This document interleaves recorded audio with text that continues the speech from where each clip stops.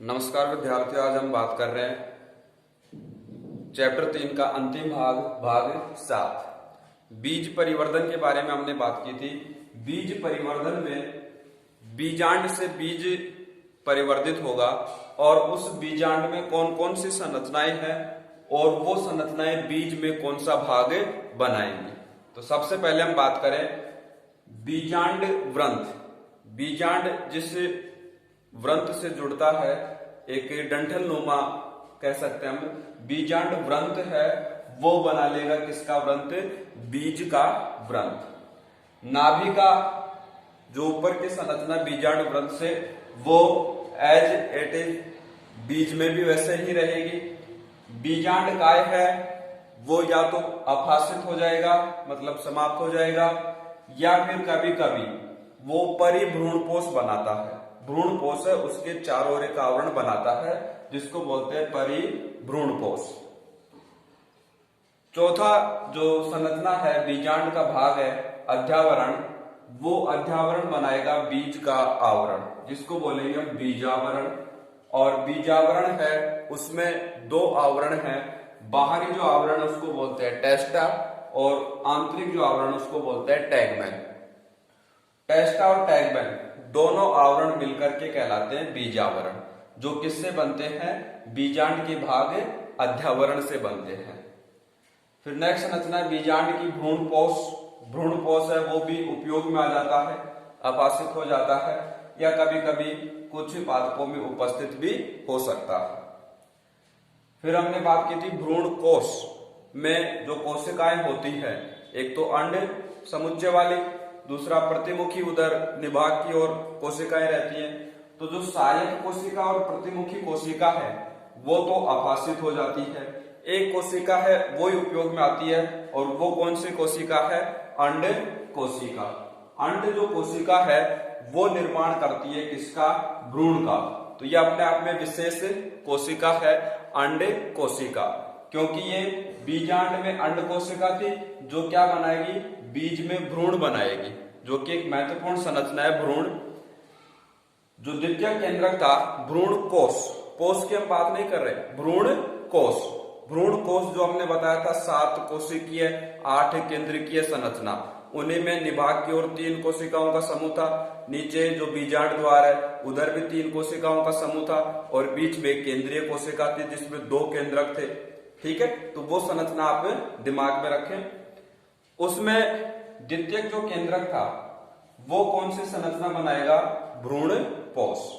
ठीक है, तो ये तो बात हुई बीज का जो परिवर्धन, जो पिछले वीडियो में हमने बात की थी, बीज का परिवर्धन किस प्रकार से होता है, बीजांड में कौन कौन सी संरचनाएं, वो बीज में कौन कौन सी संरचनाएं बनाती है। ठीक है, नेक्स्ट जो अपना टॉपिक है फल का परिवर्धन। पहले भी हमने बताया कि जो बीजांड है वो तो बीज में परिवर्तित हो जाएगा, और जो अंडाशय है वो किस में परिवर्तित होगा? फल में। तो कहने का अर्थ हुआ जो परिपक्व अंडाशय है वो क्या बनाएगा? फल बनाएगा। और जो अंडाशय की जो भित्तियां होती हैं वो फल भित्तियां बना लेती है। जैसे हम आम का जो फल है उसकी हम बात करें तो बाहरी जो छिलका है आम का वो क्या हो गया? बाह्य फल भित्ति। गूदेदार जो भाग है वो हो गया मध्य फल भित्ति, और एक हल्की सी भित्ति होती है गुठली के ऊपर, तो वो आंतरिक फल भित्ति हो गई। 3 भित्तियां होती है सामान्यतः, तो वो भित्तियां किनसे बनती हैं? अंडाशय भित्ति से। अंडाशय फल में बदल गया, अंडाशय की जो भित्तियां हैं वो फल भित्ति में परिवर्तित हो गई। अब यहां पर इसके टाइप हैं, टाइप्स ऑफ फ्रूट। 2 टाइप है, सत्य और असत्य। पहला जो प्रकार है फल का, वास्तविक या सत्य फल। वास्तविक या सत्य फल किसे कहेंगे हम? जो वास्तव में अंडाशय से परिवर्धित होता है, अंडाशय से बनता है, अंडाशय से जो निर्मित फल है उसे वास्तविक या सत्य फल कहेंगे। और जो भी सामान्यतः गूदेदार फल हैं, आम, बेर, नींबू, ये सब किसके उदाहरण है? वास्तविक या सत्य फल के उदाहरण है। निषेचन की घटना होगी, निषेचन की घटना के बाद में जो अंडाशय है परिपक्व होकर के फल में बदलेगा, तो ये टाइप है कौन सा फल? सत्य फल या वास्तविक फल।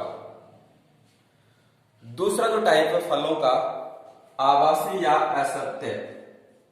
आभासी या असत्य है फॉल्स, जिसको हम बोलते हैं ट्रू और फॉल्स। फॉल्स जो फल फ्रूट्स हैं उनमें क्या होगा, वास्तविक में अंडाशय से बन रहा है, पर असत्य है वो अंडाशय के अतिरिक्त जो पुष्प के अन्य भाग हैं वो भी फल के निर्माण में सहायक होते हैं। जैसे हमने यहाँ पर एक पुष्प की संरचना को दर्शाया, वर्तिकाग्र वर्तिका फूला हुआ भाग अंडाशय, अंडाशय से नीचे पुष्प व्रंत पुष्पासन ये संरचनाएं भी होती हैं, दल बाह्य दल ये संरचनाएं भी होती हैं। तो जो पुष्प व्रंत है पुष्पासन है ये सब भाग भी अंडाशय के साथ साथ फल को बनाने में सहायता करते हैं। तो वो फल कौन से कहलाते हैं, आभासी या असत्य फल। तो अंडाशय के अतिरिक्त अन्य भाग भी फल निर्माण है उनमें सहायता करते हैं, सहायक होते हैं। और इसके दो सबसे अच्छे उदाहरण सेब और नाशपाती। ठीक है, तो ये तो फल का परिवर्तन, परिपक्व अंडाशय फल में, अंडाशय की भित्तियां फल भित्ति बना लेगी। फल के कितने टाइप है, दो टाइप है, तो वास्तविक अंडाशय से सत्य फल हो गया, अंडाशय के अतिरिक्त अन्य भाग भी सहायता करते हैं फल बनाने में, तो आभासी या असत्य हो गया। एक परिभाषा आती है अनिषेक फल और अनिषेक फलन।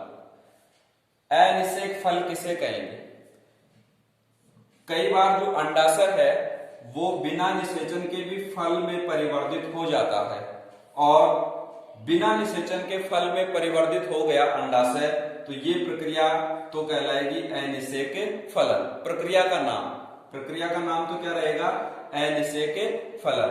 और इस प्रक्रिया से जो फल बनेगा उसे हम क्या कहेंगे, अनिषेक फल। कई बार अंडाशय बिना निषेचन के फल का परिवर्तन करता है, तो ये जो फल बनेगा वो तो कहलाएगा अनिषेक फल। और ये जो प्रक्रिया है बिना निषेचन के फल बनने की प्रक्रिया, वो प्रक्रिया क्या कहलाएगी, अनिषेक फल। इसके एग्जाम्पल है केला, अंगूर और पपीता। ठीक है, अनिषेक फल से जुड़ा हुआ एक छोटा सा टॉपिक और है प्रेरित अनिषेक फलन।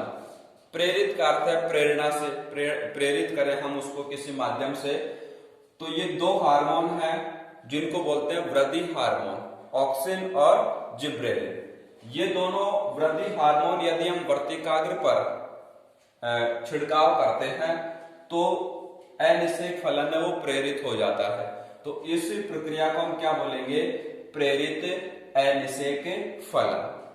ठीक है, और इस चैप्टर का जो लास्ट टॉपिक है पीढ़ी एकांतरण। पीढ़ी एकांतरण में दो प्रावस्थाएं हैं, कौन कौन सी, एक प्रावस्था है, बात करें किसकी, आवर्त बीजीपाद। आवर्त बीजीपादकों के जीवन चक्र में दो प्रावस्थाएं हैं, एक तो द्विगुणित प्रावस्था है, द्विगुणित प्रावस्था है उसका नाम है बीजाणुद्भिद। कौन सी प्रावस्था, द्विगुणित बीजाणुद्भिद। और एक है अगुणित प्रावस्था जिसको हम बोलेंगे क्या, युग्मकोद्भिद, अगुणित। अब ये दोनों जो प्रावस्थाएं हैं एकांतर क्रम में, मतलब एक के बाद एक इस क्रम में आती रहती है जीवन चक्र में, तो ये कहलाएगा पीढ़ी एकांतरण। ठीक है, अब इसको हम किस प्रकार से समझाएं कि पीढ़ी एकांतरण में ये प्रावस्थाएं आती कैसे हैं, तो हम बात करते हैं पुष्प से, कि जो आवर्त बीजी पादप है उनमें जो लैंगिक जनन है वो किसकी सहायता से होता है, पुष्पों की सहायता से। और पुष्पों में जो नर जननांग है वो क्या है, पुंकेसर। ठीक है, पुष्प में पुंकेसर क्या है, नर जननांग है। उसमें क्या उपस्थित है, परागकोश। और परागकोश में जब अर्धसूत्री विभाजन होता है, मियोसिस जो प्रक्रम है उसके द्वारा उसमें बनते हैं लघु बीजाणु, और लघु बीजाणु है उनके अंकुरण से बनता है नर युग्मकोद्भिद। और नर युग्मकोद्भिद कैसी प्रावस्था है, अगुणित प्रावस्था है। तो ये एक चरण हो गया, नर युग्मकोद्भिद बन गया, और नर युग्मकोद्भिद है उससे क्या बन जाएगा, नर युग्मक। ठीक है, दूसरा जो चरण हम बताएं पीढ़ी एकांतरण को समझाने के लिए, ऐसे जैसे पुष्प में नर जन्नांग है वैसे ही पुष्प में क्या रहेगा, मादा जन्नांग, जिसको हम क्या बोलेंगे, जायांग। जायांग का जो अंडाशय है, अंडाशय में क्या उपस्थित है, बीजांड। तो बीजांड का जब अर्धसूत्री विभाजन होगा तो उससे बनते हैं क्या, गुरु बीजाणु। ठीक है, और गुरु बीजाणु है वो क्या है, मादा युग्मकोद्भिद संरचना बनाता है। जैसे लघु बीजाणु नर युग्मकोद्भिद बनाता है वैसे ही गुरु बीजाणु मादा युग्मकोद्भिद बनाता है। ठीक है, तो एक चरण पूरा हुआ। कैसे, पीढ़ी एकांतरण में हम दो प्रावस्थाएं बता रहे हैं। एक तो युग्मकोद्भिद जो कि कैसे है, अगुणित है। नर युग्मकोद्भिद बन गया नर जन्नांग पुंकेसर से, वो अगुणित है। मादा युग्मकोद्भिद बन गया, वो भी कैसा है, अगुणित है। जब दोनों युग्मक आपस में संलयित होंगे, निषेचन की प्रक्रिया होगी, तब क्या बन जाएगा उनसे, तब उनसे एक द्विगुणित संरचना युग्मनज बनेगी। निषेचन से क्या बनता है, युग्मनज, और जो युग्मनज है वो इसकी शुरुआत है बीजाणुद्भिद की। ठीक है, नर और मादा युग्मकोद्भिद है वो अगुणित प्रावस्थाएं हैं, जैसा कि यहां पर हमने बताया। युग्मकोद्भिद कैसी, अगुणित। जबकि नर व मादा युग्मकों का जब संलयन हो जाता है तो क्या बनता है, युग्मनज बनता है, जो कि एक द्विगुणित प्रावस्था है। और ये जो युग्मनज बनता है वो ही इसकी शुरुआत है, मतलब बीजाणुद्भिद प्रावस्था है उसकी प्रथम कोशिका कह सकते हैं हम, किसको, युग्मनज जाइगोट को बीजाणुद्भिद की प्रथम कोशिका अवस्था कह सकते हैं।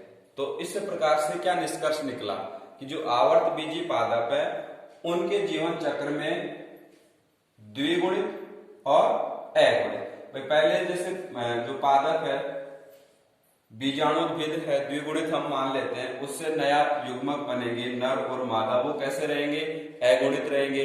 फिर उनमें वापस से क्या होगा, संलयन होगा, फिर वापस से क्या बन जाएगा, युग्मनज, जो कि कैसा होगा, द्विगुणित। तो पहले द्विगुणित, फिर अगुणित, फिर अगुणित से वापस द्विगुणित, द्विगुणित से वापस अगुणित। तो ये एकांतर क्रम में चलती रहती है प्रावस्थाएं जीवन चक्र में, उसे हम क्या कहते हैं, पीढ़ी एकांतरण। ठीक है, तो आज इस टॉपिक में हमने क्या क्या बातें पढ़ी, बीज का परिवर्धन कैसे होता है, पिछले वीडियो में हमने बात की बीजांड की कौन कौन सी संरचनाएं हैं, वो बीज का कौन सा भाग है उसमें परिवर्तित होती है। तो इसमें एक तो ये विशेष संरचना है टेस्टा और टैगमेन। दूसरा जो अंड कोशिका है वो क्या बनाती है, भ्रूण बनाती है। ठीक है, फिर हम आ गए फल का परिवर्धन टॉपिक पर। अंडाशय है वो फल बनाएगा, परिपक्व अंडाशय। फलों के प्रकार, अंडाशय फल बनाने में सहायक है या अन्य भाग भी सहायक है उस आधार पर। तो अंडाशय से वास्तविक या सत्य फल, अन्य भाग है तो कैसा, आभासी या असत्य फल। ठीक है, अनिषेक फलन, अंडाशय है वो बिना निषेचन के फल बना लिया। यदि इसको हम इन हार्मोन से प्रेरित कर दें तो अनिषेक फल क्या कहलाएगा, प्रेरित अनिषेक फलन। और प्रेरित अनिषेक फलन हो चाहे या अनिषेक फलन हो, इनसे क्या बनता है, अनिषेक फल बनता है। और अनिषेक फलों के उदाहरण है केला, अंगूर और पपीता। और लास्ट टॉपिक पीढ़ी एकांतरण। आवर्त बीजी जो पादप है उनके जीवन चक्र में द्विगुणित और अगुणित समझ गए होंगे आप।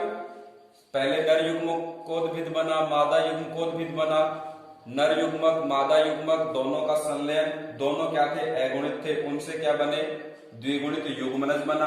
और युग्मनज किसकी शुरुआत है, बीजाणुद्भिद की। तो इस प्रकार से अगुणित द्विगुणित ये प्रावस्थाएं एकांतर क्रम में एक के बाद एक क्रम में आती रहती है जीवन में, जीवन चक्र में। वही क्या कहलाता है, पीढ़ी एकांतरण।